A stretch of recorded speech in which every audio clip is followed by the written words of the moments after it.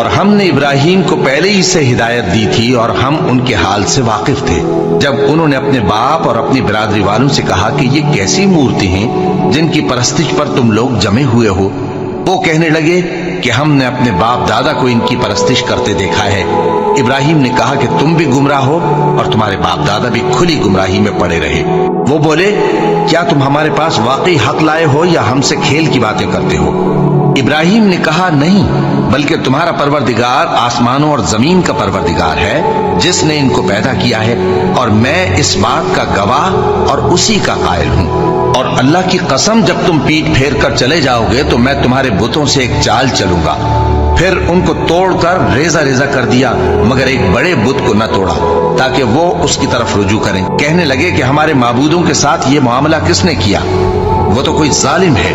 لوگوں نے کہا کہ ہم نے ایک جوان کو ان کا ذکر کرتے ہوئے سنا ہے، اسے ابراہیم کہتے ہیں۔ وہ بولے کہ اسے لوگوں کے سامنے لاؤ تاکہ وہ گواہ رہیں۔ جب ابراہیم آئے تو بت پرستوں نے کہا کہ ابراہیم، بھلا یہ کام ہمارے معبودوں کے ساتھ تو نے کیا ہے؟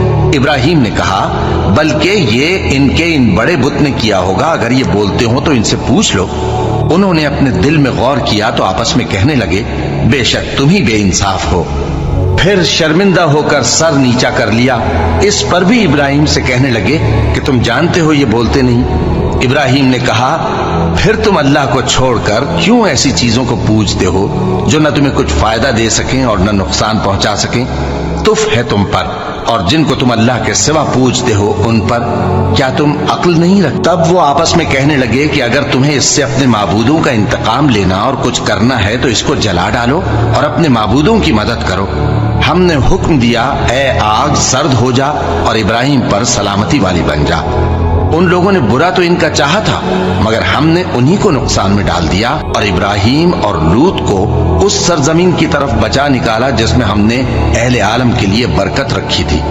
اور ہم نے ابراہیم کو اسحاق عطا کیے اور اس کے بعد مزید یعقوب بھی، اور ہم نے سب کو نیک بنایا تھا اور ہم نے ان کو پیشوا بنایا کہ ہمارے حکم سے ہدایت کرتے تھے اور ان کو نیک کام کرنے اور نماز پڑھنے اور زکوٰۃ دینے کا حکم بھیجا، اور وہ ہماری ہی عبادت کیا کرتے تھے۔